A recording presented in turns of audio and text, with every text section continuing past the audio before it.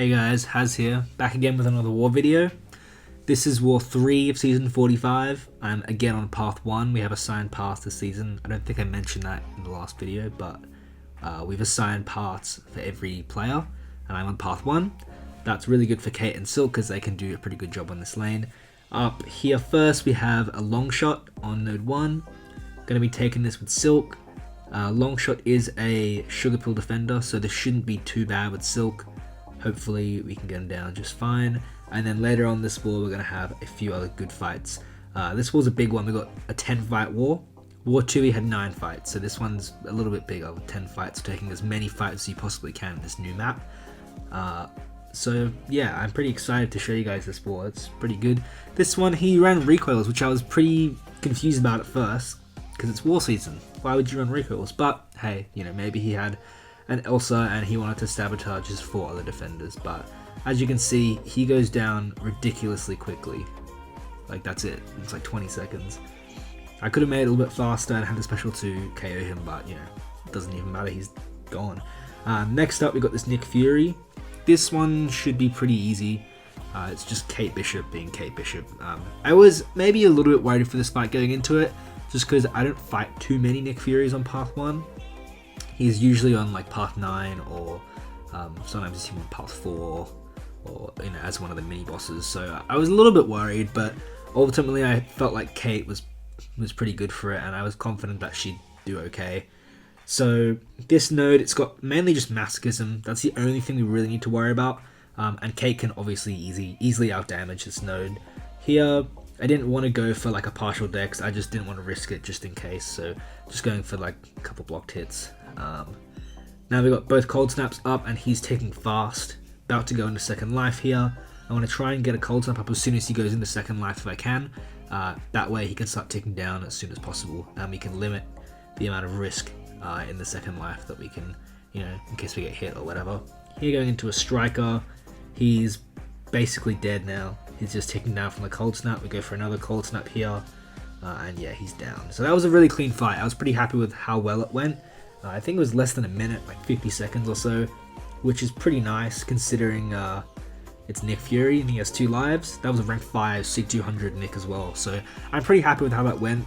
I couldn't have asked it to win much better than that, to be honest. So yeah, I'm pretty happy. Next up here, again, Path 1. I brought Hulkling for this Peni.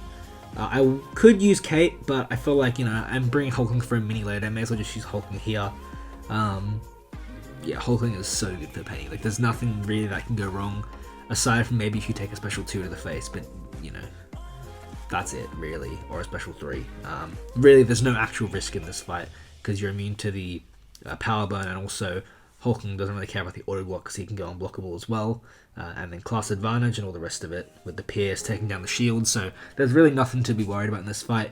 Here, I thought she'd block because she has Intimidate, but she didn't, so we only got 1 Fury, but it's not a big deal. She's already half down, so I figured, you know, pretty much dead. Here, go ahead and bait a special 2 out. Perfect, and then we're just going for a combo. I thought she'd auto block here, but she didn't, and then she did right at the end, so I was like, okay, I'll just throw a special 2. And she goes down. So even though I wouldn't call it a slip up, like a mistake, but I just call it a bit unfortunate, just dragging along the fight a little bit, but that's fine. Here we have an Absman. Last war I took this with Silk, although I think it was on a different node. This time we're taking it with Silk again. Again, like I said last time, I do like Kate for Absman. However, when there's a healing node like this, or like an energy resist node like last war, you'd like to have the healing counter with Silk, which is really nice. And Silk, you know, being rank 5, she just shreds this Absman. It's actually crazy how good Silk is. Like I said last war, I'm really liking Silk right now. When I first got her, I wasn't too sure about her playstyle, but now that I've been using her in War a lot and Battlegrounds, I do really like how she plays and how powerful she is and how versatile she is as well. Here, go for a heavy counter, get that magma form down so that he can get the regen out. I probably could have still left it up and he would have been fine, but you know, when you play Absman, you want to play Absman, so that's fine.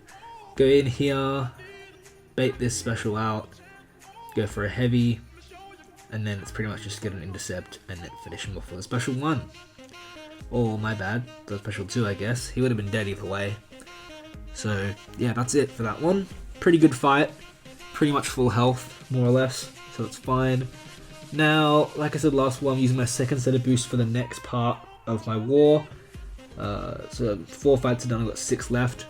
I have America Chavez up next. Again, could take this with Kate, but I'm thinking Silk. Between a class advantage and everything else, she'd probably just be a better shout. So we're chucking in Silk here. Again, not going to bother healing because she's basically at full health. Chucked on a couple of boosts though, just in case. And this fight is pretty simple. I don't think America is that difficult of a defender with the tactic, just because Withers shut down her last dimension. So she isn't really too much of a threat. But if you're not using a tactic defender, then she can be really, really tough between like MD and all of her dimensions and everything like that. Special 1, power gain, she can be pretty tough. So I think a better placement, and where I have personally placed her, is on the node next to this one, where she gets debuff immune. Because that's a lot harder for her to be countered by champs like this that can just keep placing those withers through the tactic. So yeah, you just hit a block at the end. Even if she throws special 2, it wouldn't be the end of the world. We can dex it or take it on the block and it wouldn't matter. But she would just evade, so yeah, it doesn't really matter what would have happened there, but just hit a block and it ends it. Now we've got a Ebony Moore here. This is not too bad.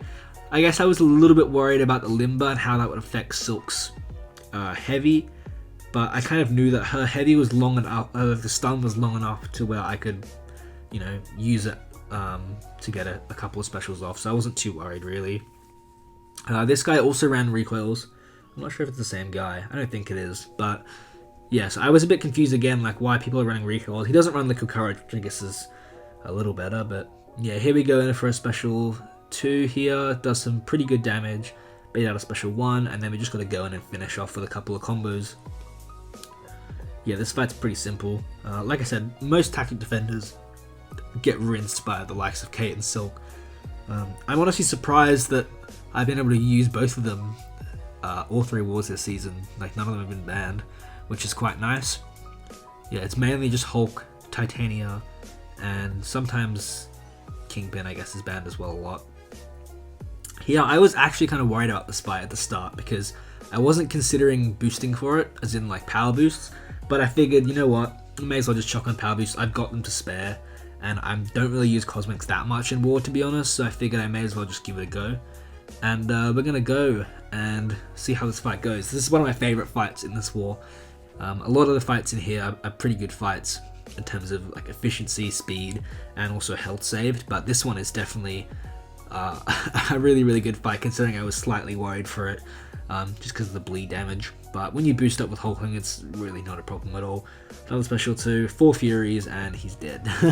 So that was really, really nice. I don't know what I was worried about. Even if he had gone to bleed, just wait it out. It's not that big of a deal with Hulkling.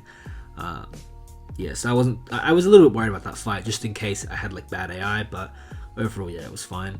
This one, I wanted to use an invulnerability boost just in case, but I didn't actually have any available, and I didn't feel like spending, 375 units on one, so I figured just chuck on a combat regen and see what we can do in this fight.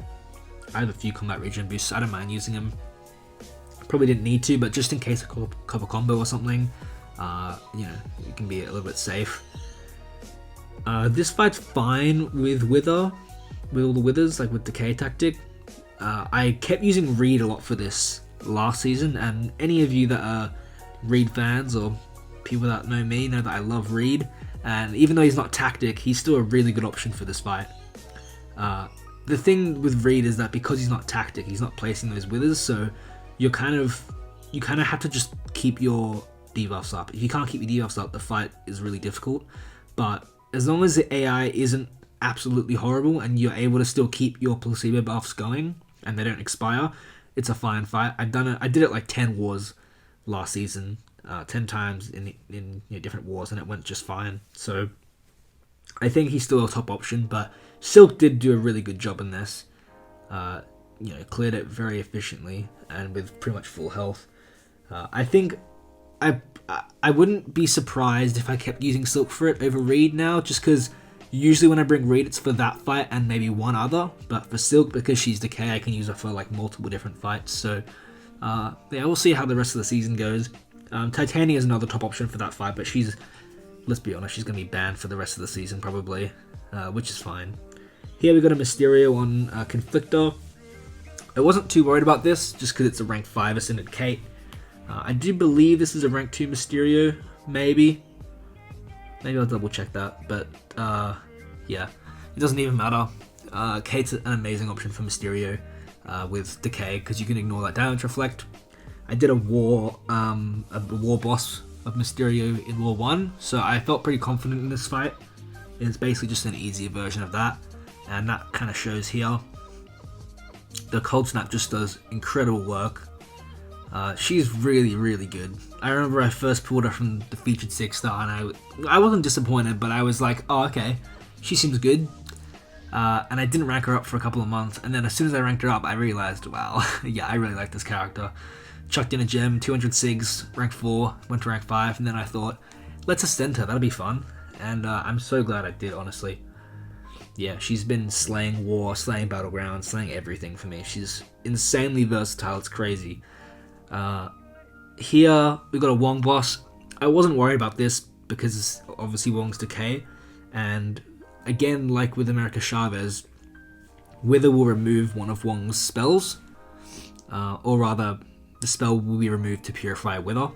So it's slightly different to America Chavez just being removed from having Wither being applied, but it's the same sort of thing. He goes for a heavy first, which I kind of expected. And then here, I kind of get bad AI. He kind of, I don't know, he just doesn't really play into me the way I want him to. And so I'm kind of going back and forth. I get comboed there. I think I just messed up in this or something, which is fine. He goes for a special 1 here, which is fine. I gotta knock him down. Oh no, he goes unstoppable first. That's fine.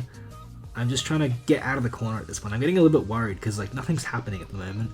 I mess up a release, which is just annoying. I get parried, which is another really annoying thing.